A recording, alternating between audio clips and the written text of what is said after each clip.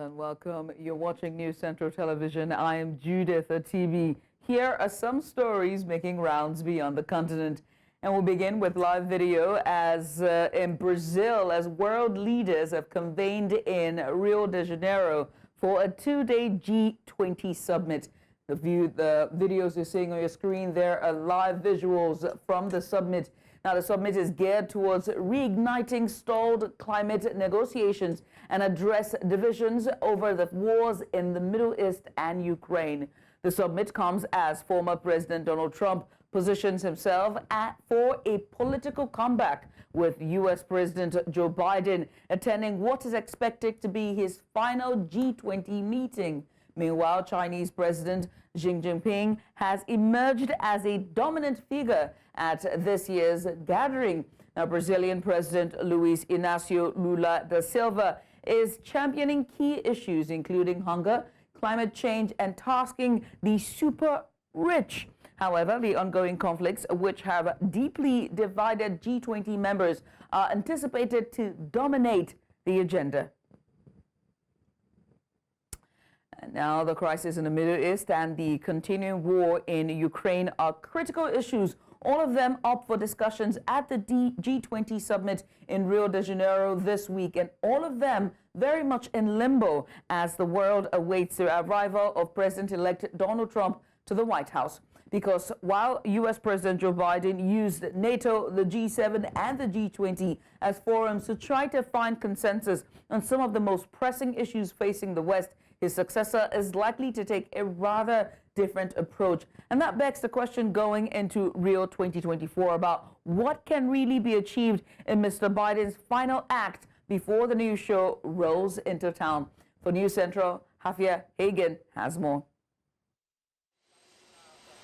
As President Joe Biden worked to burnish his climate legacy in the Brazilian Amazon, the unspoken presence of Donald Trump shadowed the historic stop. A sitting American president has never before set foot in the Amazon rainforest, and Biden wanted to use his presence in the vital environment to bring attention to his efforts curbing carbon emissions and helping the world guard against global warming. He warned future administrations that undoing that work would risk depriving the world of its benefits, without naming President-elect Trump, who has questioned whether climate change exists and vowed to reverse Biden's policies on gas and oil exploration.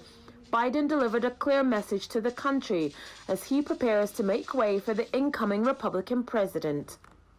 It's true, some may seek to deny or delay the clean energy revolution that's underway in America.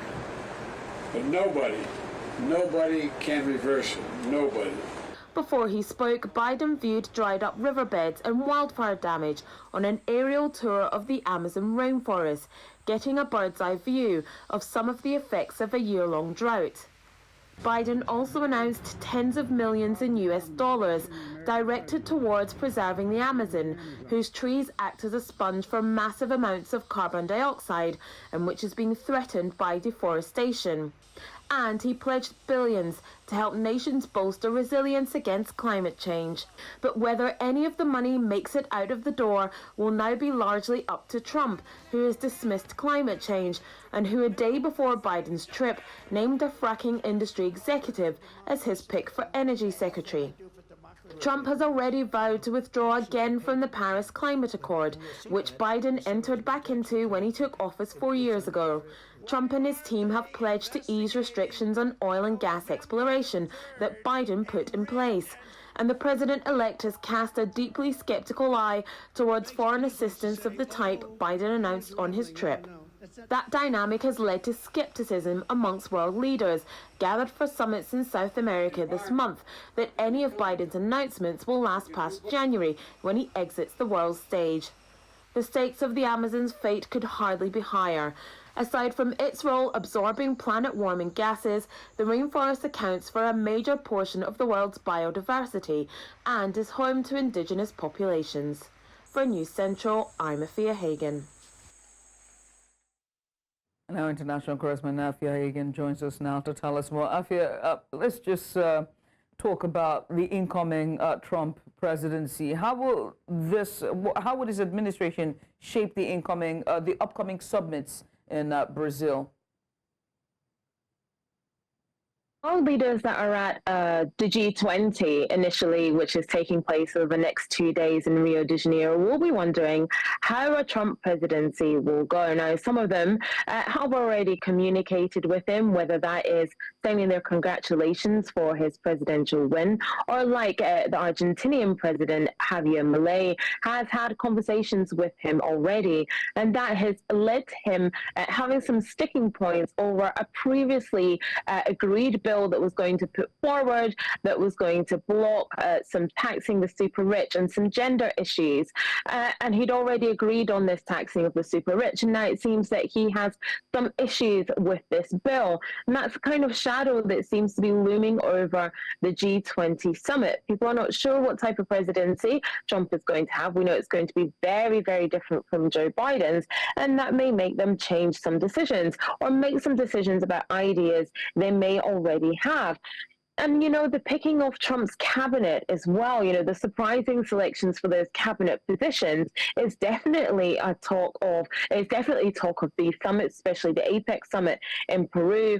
Diplomats really discussing what that will mean for a Trump cabinet, and also what that means for relations worldwide as well. So a lot of people just wondering what type of presidency this will be, but really, really wondering as well how this cabinet, this seemingly cabinet stocked with people that are fiercely loyal to Donald Trump and are committed to doing his bidding, how that will pan out over the next few years. Could we see Trump pull back on climate pledges made during the Biden administration?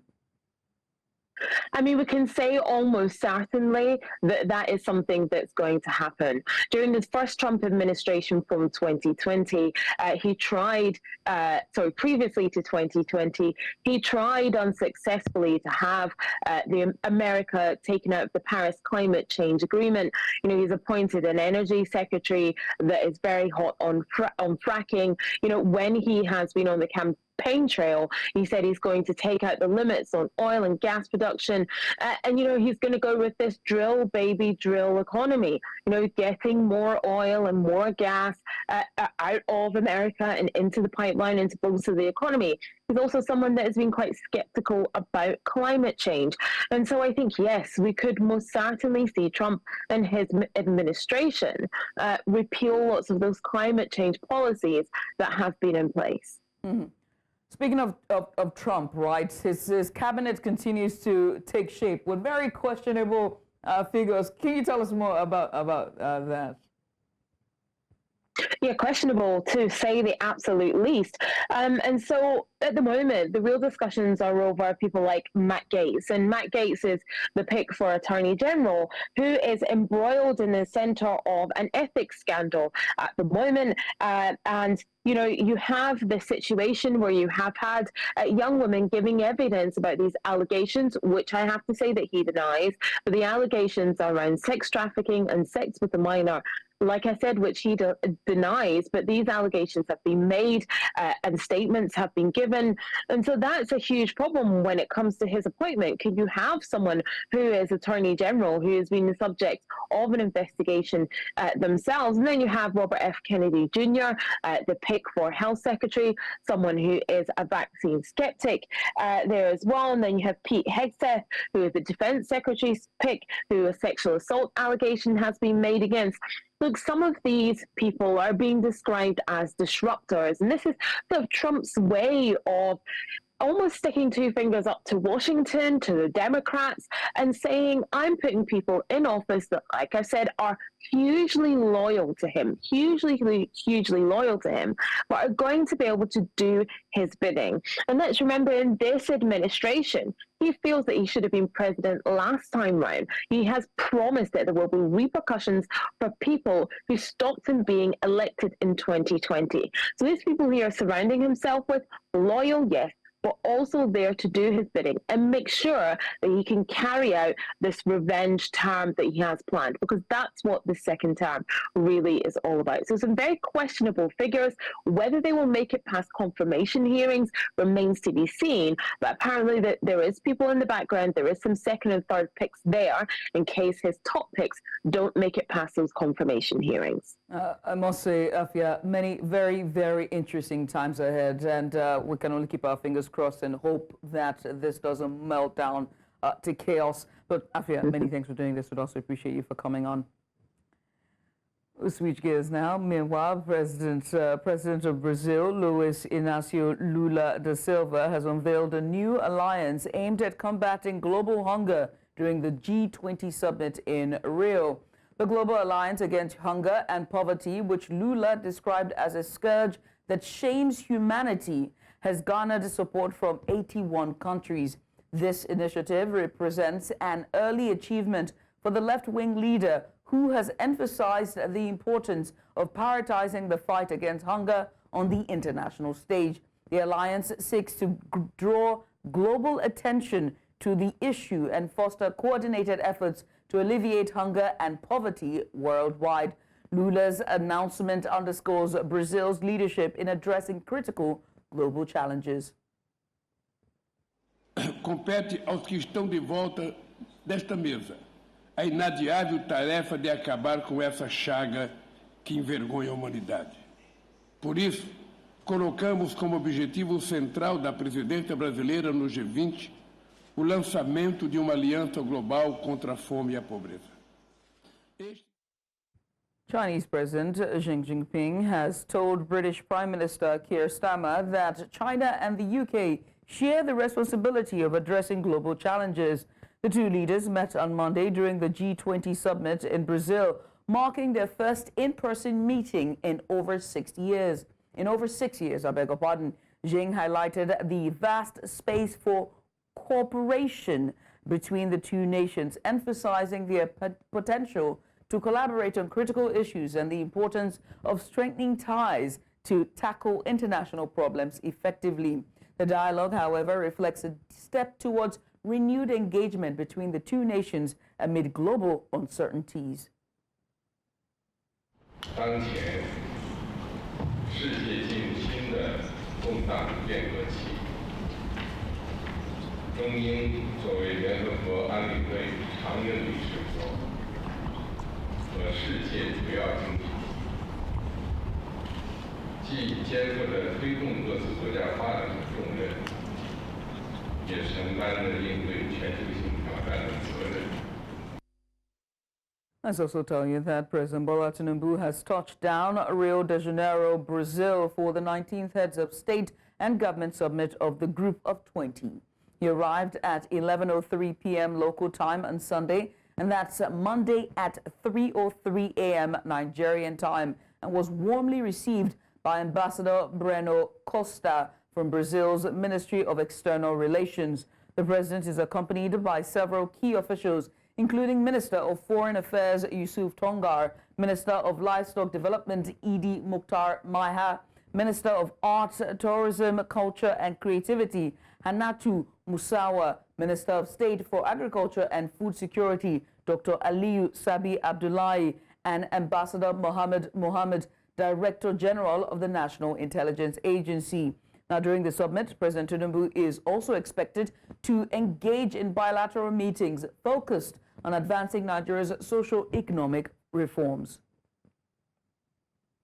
And now to the Middle East, where we will tell you that Hamas's run health ministry says at least 43,922 people have been killed in Gaza following more than 13 months of conflict. The toll, updated on Monday, includes 76 deaths in the past 24 hours, with 103,898 people reported wounded since the war began on 7th October 2023, when Hamas militants attacked Israel. Amid the devastation, Gazians continue to search through the rubble for survivors after recent Israeli strikes targeted Gaza City. Meanwhile, local residents have shared harrowing accounts of their losses and the ongoing impact of the conflict. The situation remains dire as the war continues to escalate.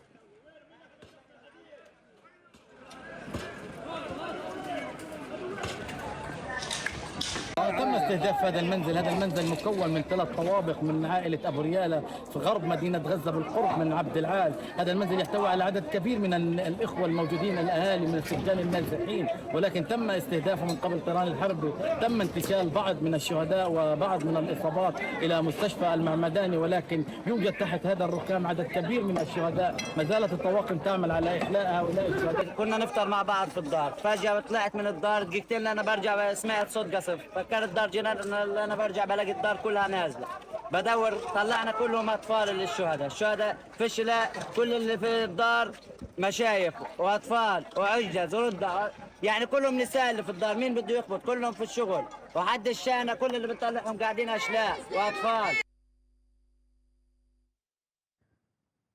You're watching the news beyond the continent. Let's go on a short break. When we come back, court convicts Russian for vandalizing Wagner's tribute. Stay with us. We'll bring you more. Stay here. Don't go anywhere. Hey, welcome back. The news beyond the continent continues, and this time Europe, where we understand that Ukrainian emergency teams have responded to Sumy in the country's northeast after a Russian missile strike killed at least 8 people, including a child, according to the regional prosecutor's office. 10 residents have been wounded, and at least 10 multi-story buildings in a residential area have been damaged. The attack follows a massive assault across Ukraine the previous night. Emergency workers have been assisting with rescue efforts and assessing the damage in the aftermath. The strike has added to the ongoing toll of civilian casualties and infrastructure destruction in Ukraine's conflict. Local officials have, however, condemned the attack, urging increased support from international allies as the region copes with the devastation. Sumy has faced repeated shelling since the conflict began. Move away. France's Foreign Minister Jean-Noël Barrot has said Paris is open to allowing Ukraine to use French long-range missiles to strike military targets inside Russia, following a similar policy shift by the United States. Speaking in Brussels, Barrot recalled President Emmanuel Macron's earlier statement in May, stating that it was an option they would consider if it was to allow to strike targets from where Russians are currently aggressing Ukrainian territory. The U.S. recently authorized Kyiv to use the powerful ATACMS system for strikes inside Russia, a move driven by reports of North Korea deploying troops to support Moscow. Meanwhile, this decision has prompted European allies to reassess their positions. France and Britain have supplied Ukraine with Storm Shadow and Scalp missiles, but have restricted their use inside Russia until now. Barrett's remarks suggest possible changes ahead. Well, you've heard President Macron on May 25th in Meseberg earlier this year, where we openly said that this was an option that we would consider if it was to allow to strike targets from where Russians are currently aggressing Ukrainian territory. So nothing new under the sun. A Russian court has sentenced a man to 2.5 years in prison for desecrating a makeshift memorial near the Kremlin honoring servicemen killed in Moscow's offensive against Ukraine. Daniel Kovuli and Andrea Kovlowski have been found guilty of destroying or damaging memorials commemorating Russian soldiers who died in action. The case has drawn attention to the government's strict measures in preserving symbols tied to its military campaigns. The memorial, dedicated to servicemen who fought under Wagner Group, stood a few hundred meters from the Kremlin. Meanwhile, the ruling reflects Russia's intensified efforts to protect narratives around its involvement in Ukraine, as criticism of the war remains heavily suppressed under current laws. And now off to Georgia, where opposition groups held fresh protests in the capital, Tbilisi, following the confirmation of the ruling party's victory by the country's Electoral Commission in a disputed parliamentary election. Now, this comes after the vote was overshadowed by accusations of Russian interference and calls from Western countries to probe alleged electoral fraud. Protesters were prepared to spend the night at a major intersection near the capital's university. This follows news that opposition member splashed the Central Electoral Commission chair with a black liquid during the commission's session.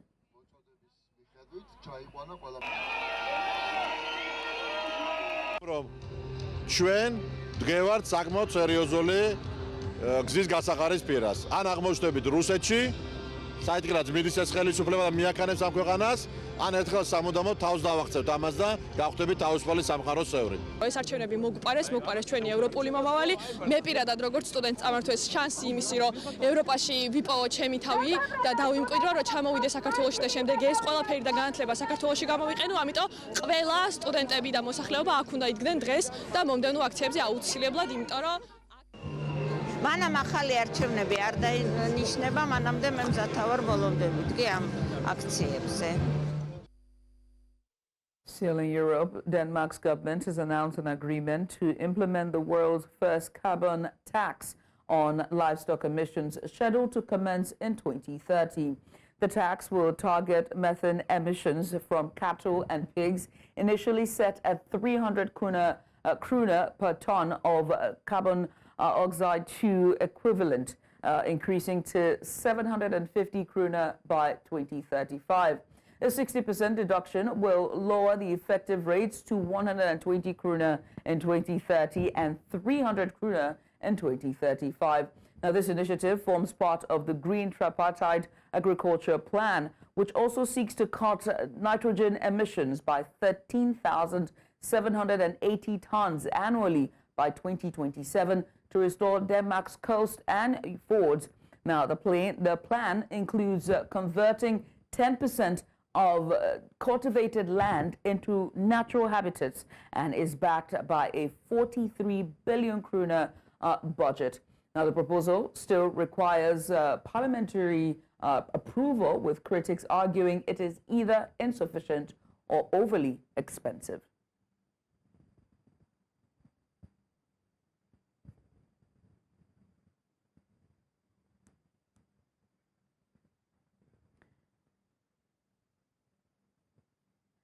And that's all we can take beyond the continent. But before we go, just a reminder that you can send us your eyewitness report to the WhatsApp number now showing on the screen.